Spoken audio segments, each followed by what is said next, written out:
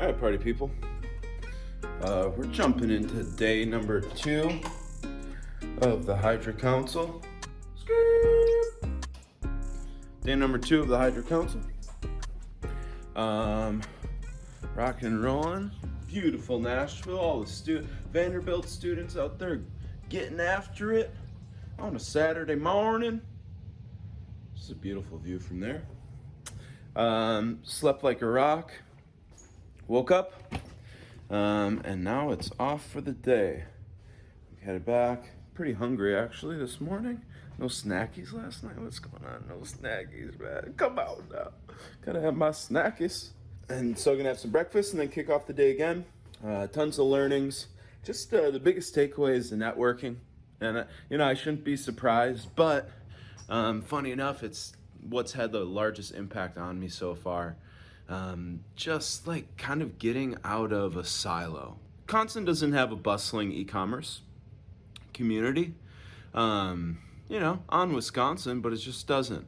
And so to be able just to bump shoulders with guys who speak the same language I do, have some of the same concerns and problems, but are also celebrating similar victories too, that's like pretty powerful.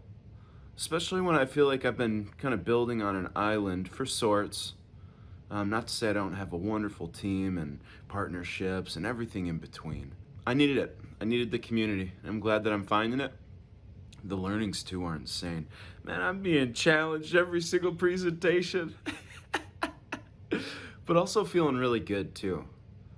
Feeling really good and being inspired and focused on what needs to happen. And also with leadership too, which is a big deal. It's such a big deal to move the ball forward. The responsibility of it takes a lot of courage, a lot of integrity, a lot of honesty with yourself and others. That's not always an easy pill to swallow, but the joy of winning the prize, of running the race well, training like an athlete, working like a professional, and getting after it like a madman. Let's go. Day number 2, baby.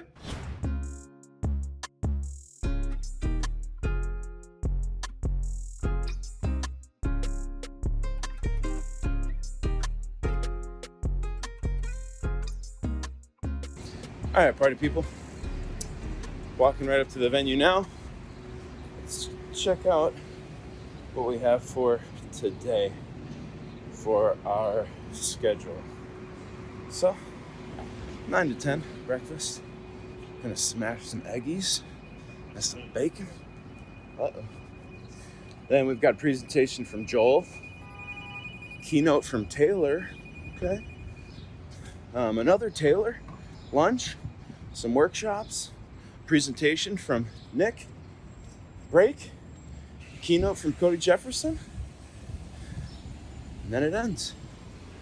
So, 2-day event on the day 2. Excited. And then tonight is gonna be experience, plus dinner provided at Pins Mechanical. What up? Look at you yoked in the morning.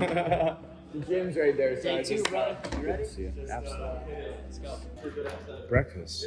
Yes, sir. How was dinner? You already know what we're going after. You already had a sick crew?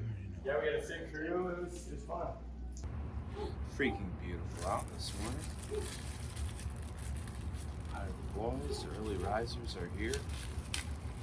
That's gotta be the hardest sale. That's, Yo! We left yeah, shortly after that's the beauty of the internet too. I remember in 2015, it was good people. It was good people. no, 2014, 2015, I did posts on Facebook. I said, hey, I'm starting to learn SEO. Do you Who can help remember me? that? Well, guys, we're going to jump right into it today. I'm excited. I'm excited to chat with you and introduce our next speaker, which is standing up for me right now. What up, Coach? You guys, Nicholas and I partnered together 2 years ago? 2.5? 2.5. Yeah, 2.5 years ago. And when we came together on the idea of Hydra, one of the things that we really wanted to push forward was a solid community of people that were exchanging good value with one another. And I think we accomplished that.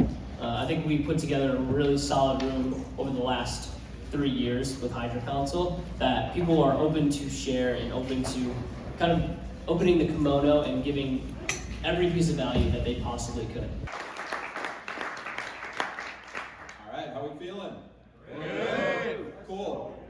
Who here wants more leads for their agency? Yeah. I like to see everybody stand up. How many of you are posting content on LinkedIn right now in some form or fashion? Yeah. Years ago now, and started my first agency in the back half of 2016. Proud college dropout, and built my agency on the side of a cold calling job for AT&T. Side note, if you want to learn how to sell, just get your teeth kicked in by people for 8 hours a day cold calling. It's a great way to learn how to sell. Fast forward 2 years, ended up selling that agency to a larger firm. All that to say is if you're posting quality content there and you have good thoughts and ideas, that you're going to be able to cut through that noise really, really easily. And I'm going to show you how to do that here today. Yeah, it's figuring out what to talk about. For me, there's nothing more demotivating than opening up a Google Doc, being like, I'm carving out this entire day to write content, and you're sitting there staring at a blank page, and you're like, okay, maybe not. I'm gonna open up Instagram and see what else is going on. Hot takes. This is probably my favorite one, and the ones that get the most engagement. So, what do you disagree with the market on, right? Media buyers. Where are my media buyers at? In here. Okay, in the back of the room. All you need to do, should you use cost caps in your account or not, right? That's a very, very easy pickup. Attribution windows.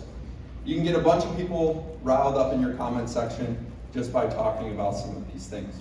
I would be hard pressed that you do not see success on LinkedIn. I can tell you definitively, every single client that actually heeds this advice and takes it to heart and shows up gets results, okay? Those who are sporadic with it, I kind of show up, I kind of don't, I'm half in, half out, you might as well not even do it. Your Hydra business page and then your personal, like how much content are you doing on the Hydra business page? Great question. So no business on the Hydra business page. Everything is through our personal accounts.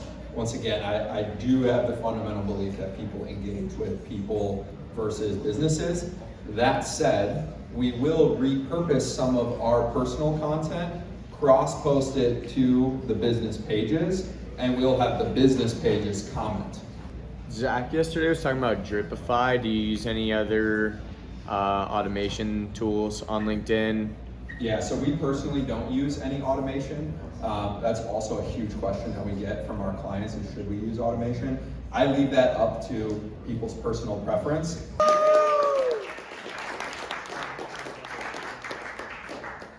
All right, crew. How we feeling? Good. Yeah? Let's go. It's been a great day so far. Guys, I'm really excited for this next speaker. This is someone that's been a mentor of mine since kind of starting in the agency space and really the consulting space in general.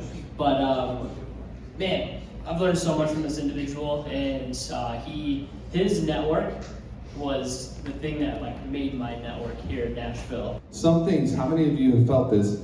Some things you only learn by going through them. Like a difficult season in your business where things aren't working, clients aren't buying. When they do buy, they refund. Pain. Lack of clarity. Lack of clarity. Anybody felt burnout? Yeah. Oh yeah. Are you burned out right now? So I started wrestling with burnout, right? There was nothing for me to hang on to. I couldn't see the future. And I don't mean I couldn't see the future. I mean, I couldn't actually see I didn't know if I was gonna make it. And so I started wrestling with this. What am I here for? What's my purpose? Why am I even in business? Why did I do anything at all? I just want to go rest and recover. And I've talked a lot about burnout. In fact, Josh asked me to talk about burnout and how to deal with burnout. The last time I spoke about this was probably 5 years ago at a night school. But when you look at the whole context of what I want to teach about today, what I really want to talk about is how do you reverse negative energy or negative momentum to get more power? So my co-founder runs sales, and he's great at it. He's a fucking great sales guy. Yeah. But like most great sales guys, he just sucks at systems. And everything else. I gotta, and my inclination is to leave him alone and just let him handle that part of business, but I know I could speed him up if I intervene and kind of build out some rails there. Yeah, so is that number 2? That was 2. Number 3. And 3 is the product itself, so it's an email and SMS product, and I need to expand to social too, because I get a lot of questions about that. Right. Why I believe the best agencies cannot afford to get this piece wrong.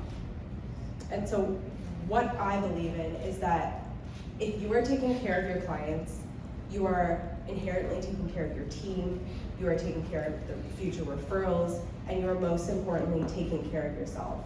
Because one thing that really stuck out to me when Taylor was on stage before me was you have to guard your enthusiasm. This is the only way, is if you transfer the ownership over to an account manager. If you're still half in it, it won't work. If you don't trust your team, it won't work. And I've been able to prove this with myself. I don't manage any clients. I work 2 days a week. And honestly, it's great, but because I've been able to transfer the ownership over to somebody else. And so when you're going out and you're hiring this account manager, they can take this framework and actually own this experience. Account manager, client, and then the technical implementations. That's a good question. When we're talking about A-player account managers, they're able to essentially understand the marketing strategy and be able to speak to most of it. There's obviously going to be instances where they need to go ask the team or bring experts in, but for the most part, you should expect your account manager to be able to really understand the marketing strategy and the goals of the client and be able to speak to any challenges that the client has. Some agencies are more like, they want the whole team on every client call, and that's kind of the case, but essentially you want your account manager to own 90% of the conversation with the client. You still want to be on those strategy calls, that's cool, but you want to lean on your account manager so that they feel like they can answer quicker. But I would say it's a good thing that you're asking that question because it means that you care about your clients, but it is possible to kind of just make it a smooth transition. Thank you, Taylor. So good. All right, team, how we feeling? Yep. Yeah, probably real hungry by now. Cool. I won't keep you super long then. Real quick, we have a raffle after this. We go high level. Anyone want to win an iPad today? Yeah. Same. Dude, it wasn't.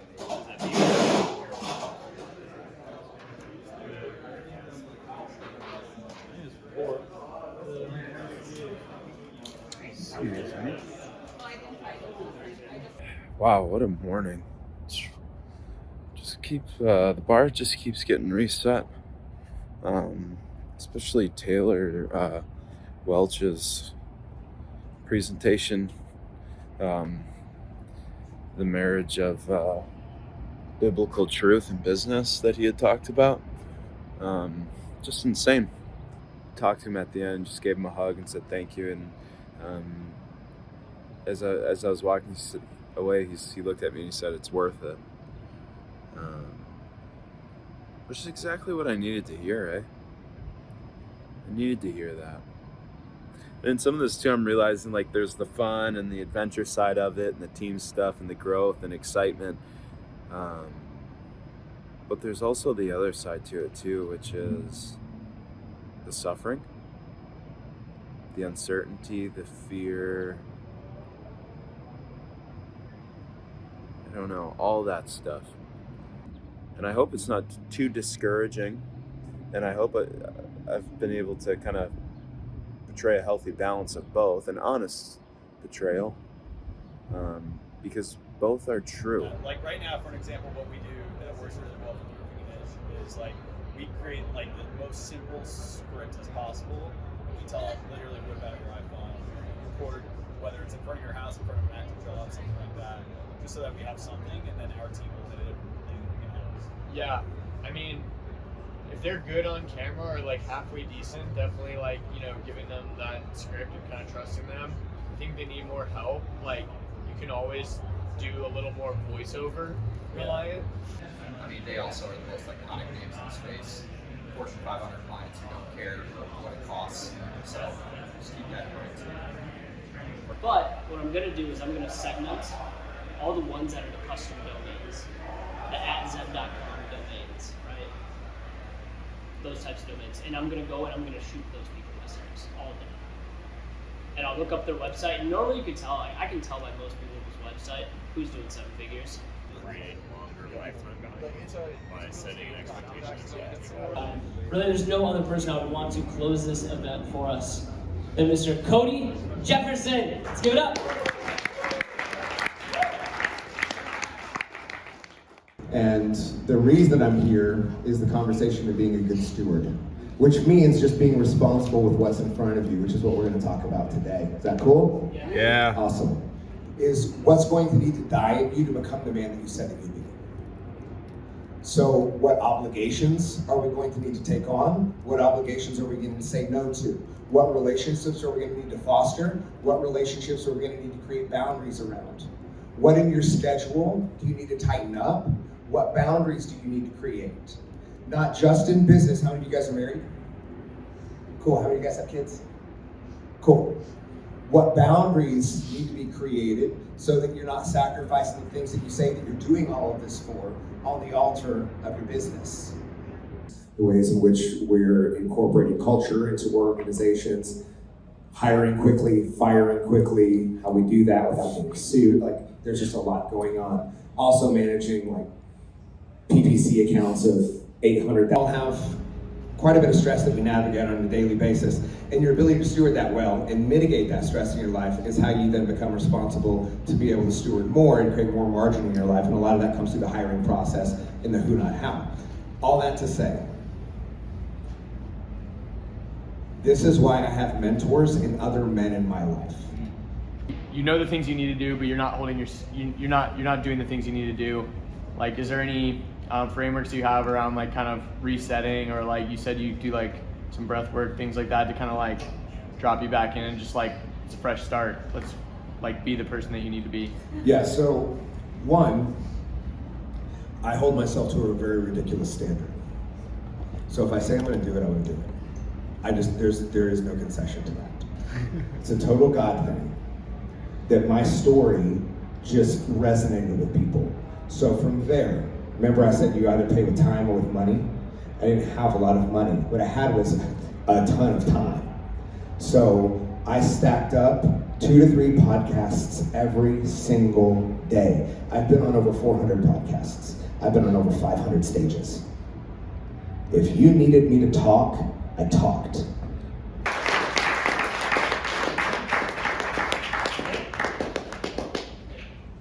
So yeah, that's all we got for you guys today. Thank you so much. And we'll see you guys next year.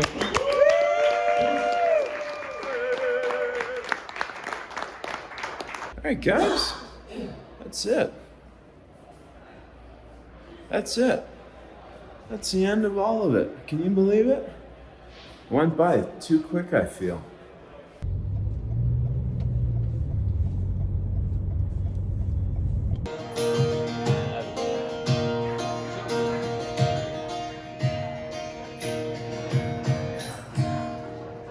Conference is over. My brain is freaking mush. What weekend. It went by so quickly. I knew it would. Missing my babies at home. Excited about the future. Excited to implement the learnings that I'm walking away with. So many too. I have to prioritize what I do first, really get after it kind of a second time and take another look. Couldn't ask for a better time, truly. I'm a little nervous about flying out tomorrow at 5 a.m. though, so just making sure I wake up in the morning. That's the only concern. Maybe I would have given myself a little bit more time.